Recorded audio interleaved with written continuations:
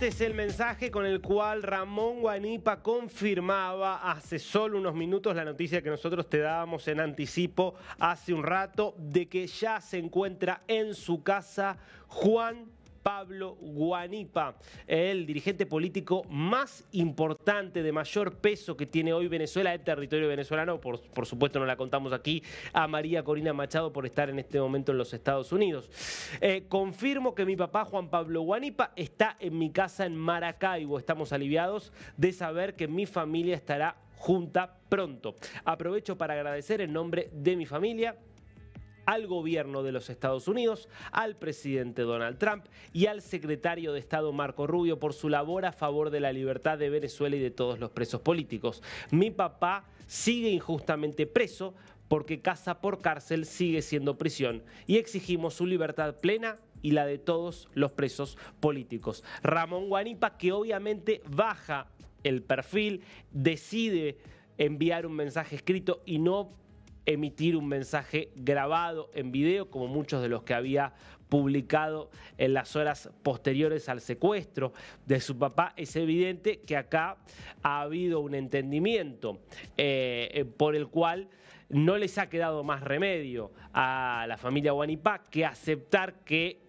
el régimen ha decidido una excarcelación condicionada en el caso de Guanipa, probablemente por la importancia del personaje y por el impacto que había tenido el domingo, cuando en medio de toda esa serie de dirigentes de altísimo nivel que estaban siendo liberados, Jesús Armas, Perkins Rocha, María Oropesa y otros, se conocía también que el propio Guanipa estaba siendo liberado. Es verdad, no es el único caso donde la excarcelación implicó cambiar casa por cárcel y no una liberación plena. Ahora, ¿qué es lo que hay detrás? Más allá de que es evidente que Estados Unidos intervino por el agradecimiento que hace Ramón Guanipa en la presión al régimen para que Guanipa no vuelva a quedar secuestrado indefinidamente como lo había estado antes.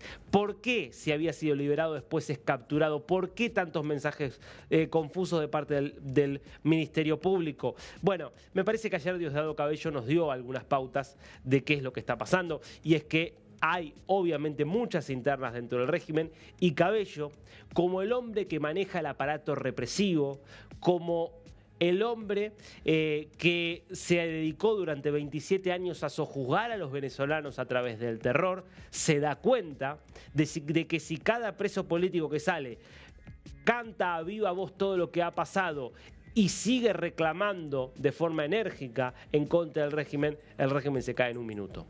Que algo de los resortes represivos deben mantenerse para que el propio Cabello pueda salvar su pellejo. Por eso, casi que en un acto de confesión, ayer confirmó que fue él quien tomó la decisión de secuestrarlo a Guanipa. Han salido 897 personas. 897. No había pasado nada. Salieron, se encontraron con su familia, hasta que la estupidez ilustrada de algunos políticos creyeron que pueden hacer lo que les da la gana y embochinchar el país, violando las propias condiciones en las cuales se les está dando libertad. Entonces ya no son 897, sino 896, porque una persona fue detenida nuevamente por violar las condiciones sobre las cuales fue liberada. Llamando pues a la calle, llamando, este país quiere paz. Es una oportunidad que se les está haciendo. Mire, yo voy a poner un ejemplo. Aquí están unos compañeros del 4 de febrero. Aquí está.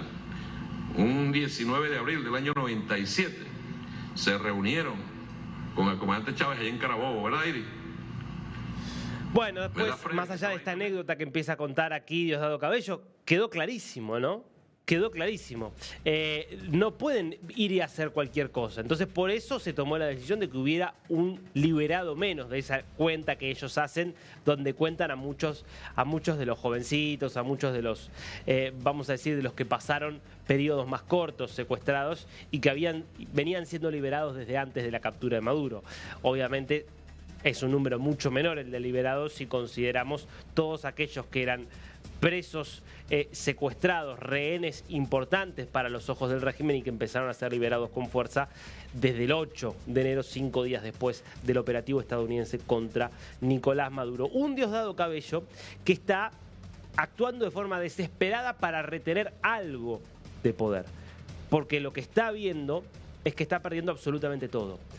Está perdiendo capacidad de represión porque está claro, mandó a secuestrar a Guanipa, pero llegó el mensaje de Estados Unidos y lo tuvo que mandar a la casa. Es decir, ya no está en condiciones de secuestrarlo, torturarlo, como lo hicieron hace 10 meses.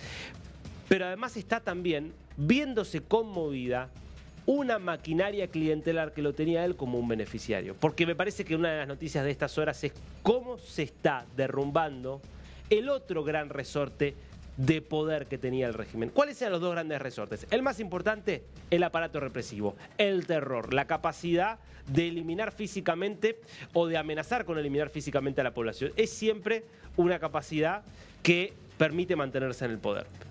La otra, un aparato clientelar que en un país arrasado económicamente por el propio chavismo y sus políticas, en un país con una miseria que es generalizada, obviamente un aparato clientelar que te acerca un bono, que te acerca una bolsa CLAP de comida, sirve para mantener adhesiones. Bueno, este segundo aparato empieza a derrumbarse también. Yo quiero que veas este informe que hizo la agencia Reuters, un informe impresionante, porque la verdad que lo que hicieron los miembros de la agencia Reuters es meterse, recorrer varios estados y hablar, sobre todo hablar con activistas, dirigentes de bajo y medio rango del Partido Socialista Unido de Venezuela, que es la maquinaria partidaria del chavismo, en varios estados para hacer una pintura dramática del estado en el que se está quedando el partido, solamente cuando han pasado menos de 40 días de la captura de Maduro.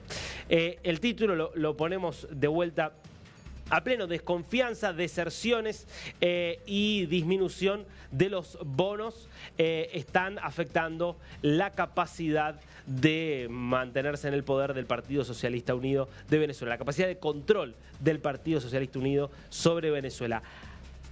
Principales hallazgos en esta investigación que hace Reuters, que me parece que es importante entender. Vamos a los principales puntos. Primero, el PSV está fracturado. Esto confirmado después de hablar con varios dirigentes. Los militantes expresan incertidumbre. Ya vas a ver a qué se refiere esto, porque no saben qué va a pasar, no saben quién manda, y temor, además, por su futuro económico. Esto también es importante tenerlo en cuenta. Estamos hablando de una estructura política que, como casi todas las estructuras políticas del mundo, pero mucho más una en un país con las características de Venezuela, que para subsistir necesita plata. Los dirigentes tienen que obtener plata de arriba y tienen que poder repartir algo entre sus militantes y entre sus adherentes para poder mantenerse. Sin plata empieza a haber problemas. Maracaibo, caso crítico. Un sondeo puerta a puerta hecho por los propios militantes del partido revela que el 50% de los que fueron alcanzados en esta suerte de encuesta hecha por el propio partido, de las personas en Maracaibo, habría dejado de apoyar al partido. Es decir, de cada 2 personas que hasta antes de Maduro se manifestaban a favor del régimen, hoy abiertamente dicen: no, la verdad yo no votaría hoy a alguien del régimen.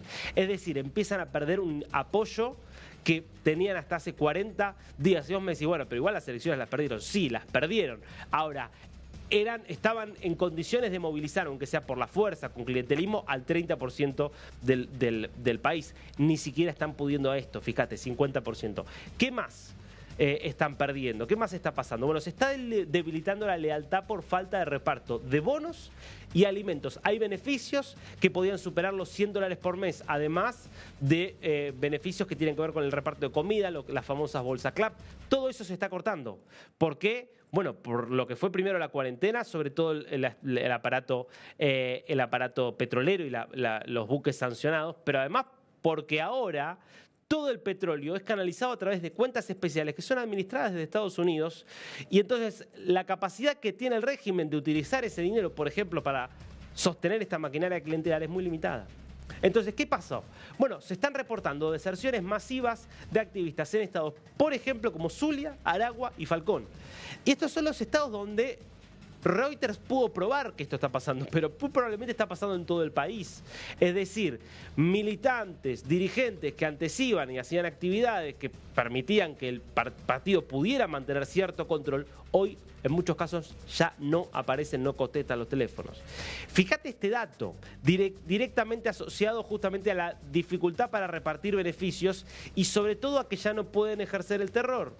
La asistencia a marchas y reuniones, cuando por ejemplo viene una estructura partidaria en un barrio y dice nos reunimos mañana para hablar de la situación del país, bueno, la asistencia a marchas y reuniones cayó hasta 70% en algunos estados. No va nadie, porque ¿qué pasa? Las personas sienten que la posibilidad de que reciban beneficios por ir a este tipo de movimientos o marchas o reuniones es muy baja porque ya no tiene plata el partido, y la posibilidad de sufrir represalias por no ir también es baja. Entonces la gente no va, se quedan nada más con los fieles, que no es nadie los fieles prácticamente. ¿Qué más? Más datos de este informe. Dudas por quién manda. Esto también hace a la incertidumbre que está viviendo en este momento el régimen. Los Rodríguez están tratando de capturar por completo un partido que sigue teniendo a Diosdado Cabello como presidente. Entonces quieren reducir el poder de Diosdado Cabello. En realidad el presidente era Maduro, el vicepresidente era Cabello, queda por lo tanto Cabello como primera figura del partido. Bueno, sigue teniendo mucho peso, los Rodríguez tratan de disminuirlo, esa división también provoca deserciones. Menor presencia de colectivos armados por falta de pago, otro dato central. Diosdado manejaba los colectivos armados que, si vos no ibas a una marcha, no solo te dejaban sin el bono, además te amenazaban de muerte. Bueno, muchos de esos motorizados, muchos de esos colectivos ahora se están dedicando a otra cosa, a reparto, porque ya no reciben plata de arriba, porque Diosdado Cabello se está quedando sin recursos para repartirlos. Esto está terminando en esta sentencia que da un dirigente del PSUV, por supuesto, sin decir su nombre, en condición de anonimato, y es que muchos están diciendo, si hubiera algún tipo de elección en este contexto, ni con Gandhi de candidato podría el partido ganar una elección. Esto marca lo que está ocurriendo y el nivel de debilitamiento que vive un régimen que colapsa y que es cada vez más endeble cada día que pasa. Nos vamos a ir justamente a Venezuela en vivo, frente a la Asamblea Nacional, donde hoy se va a debatir y se espera a aprobar la ley de amnistía. Tenemos familiares de presos políticos que están pidiendo ingresar para asistir a la votación, con mensajes que ahí podemos ver, en contra de la perspectiva de una amnistía que puede ser excluyente, es decir, una amnistía que pueda ser solo para algunos presos políticos y no para otros, algunos con nombres de algunos de los presos, como por ejemplo Josnar Baduel, uno de los carteles que vemos ahí, con estas remeras que venimos viendo desde hace bastante tiempo de familiares de presos políticos que dicen liberen a todos los presos políticos. Vemos que están haciendo fila en el ingreso para ver si los dejan ingresar. Recordemos, así como cuando hablábamos del partido, es territorio de Diosdado Cabello y es un intento de los hermanos Rodríguez por aumentar el control. Cuando hablamos de la Asamblea Nacional, hablamos de territorio de particularmente Jorge Rodríguez, que es quien preside la Asamblea. Por cierto, anoche se vio en la televisión de los Estados Unidos la primera entrevista de un alto funcionario del régimen desde la caída de Maduro. Y es, yo creo, que una de las primeras entrevistas que da un alto dirigente del régimen a un medio estadounidense en muchísimos años. Estoy hablando de la entrevista que le dio a la cadena Newsmax Jorge Rodríguez, una entrevista que se grabó el sábado y que se conoció anoche.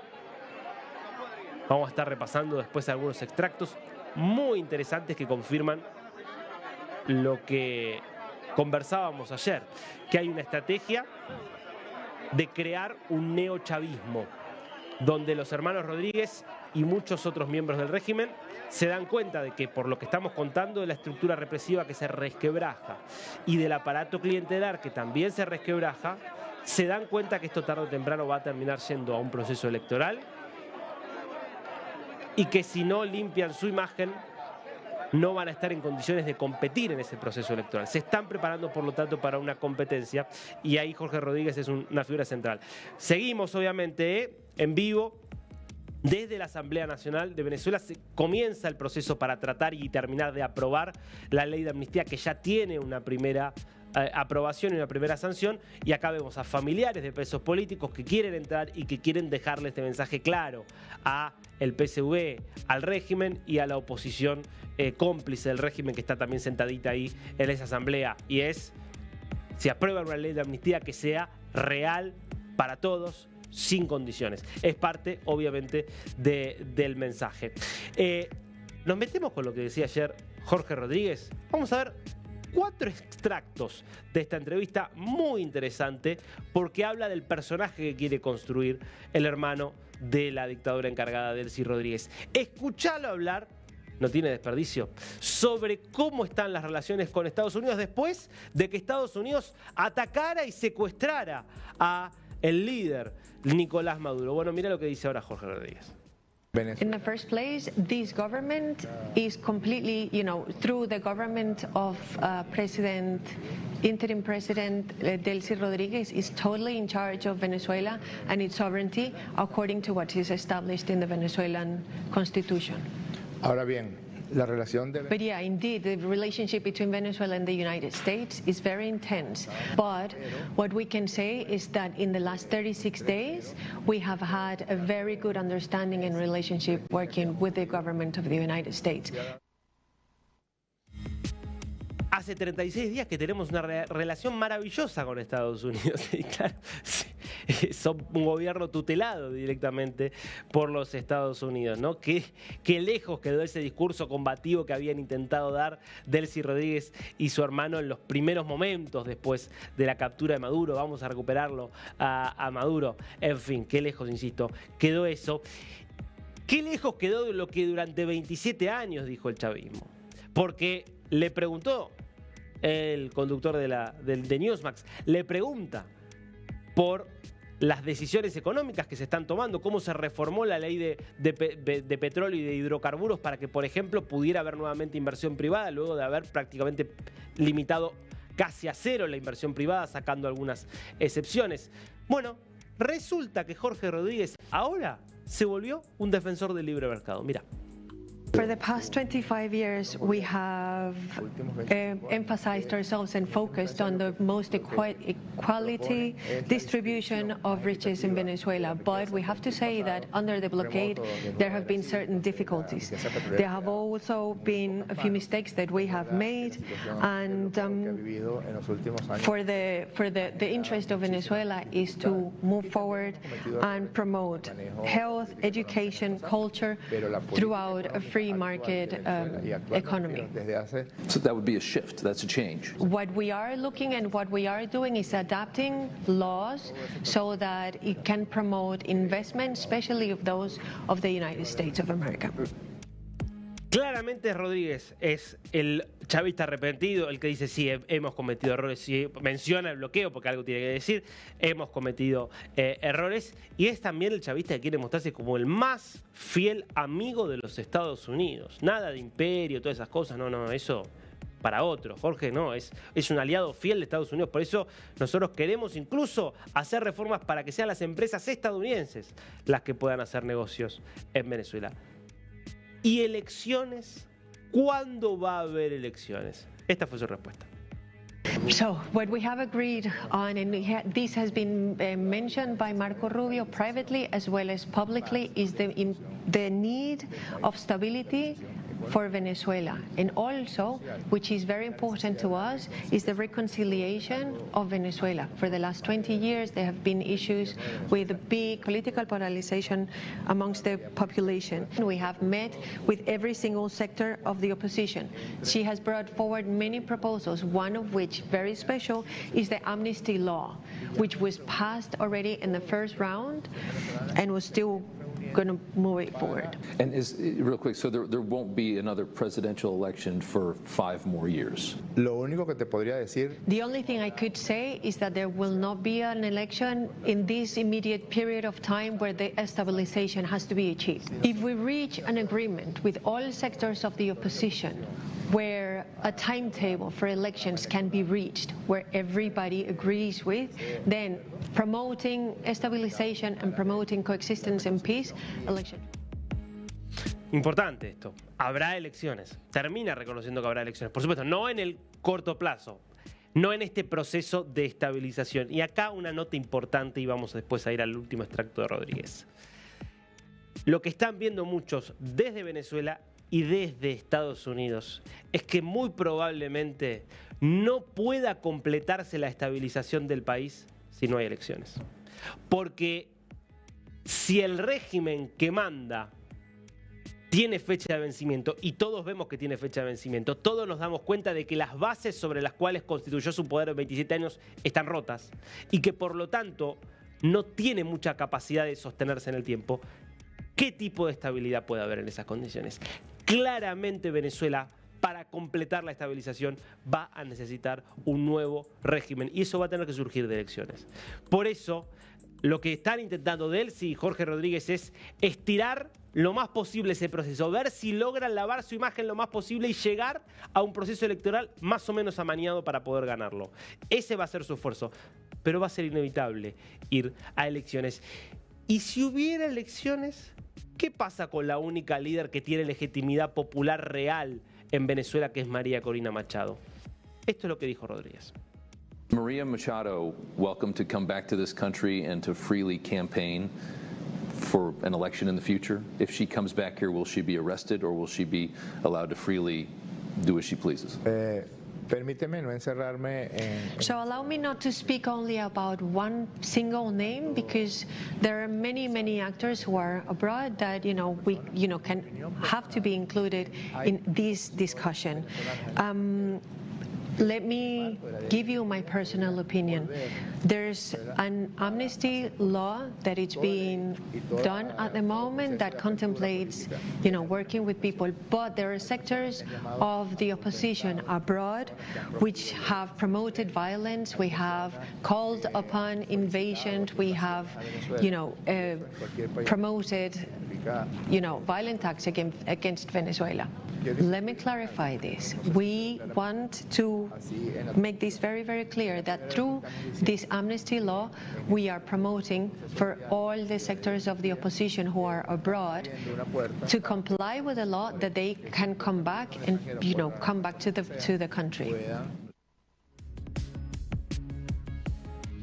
Obviamente una respuesta ambigua, una respuesta que no dice ni va a volver María Corina Machado, ni niega la posibilidad de que vuelva, pero deja la puerta abierta, admite que es muy probable que no puedan evitar que María Corina Machado vuelva, más allá de que van a hacer todo lo posible por evitar que vuelva, porque saben que sería muy difícil de derrotar a María Corina Machado en una elección. Lo que está claro es lo que te decíamos ayer: Jorge Rodríguez y su hermana Delcy están en la construcción de un neochavismo. Tienen enormes dificultades. Por lo pronto, ponerse de acuerdo con los otros chavistas, como Diosdado Cabello, que claramente, como lo mostró el caso Guanipa, van a hacer todo lo posible por frustrar ese intento de presentar al chavismo como algo renovado.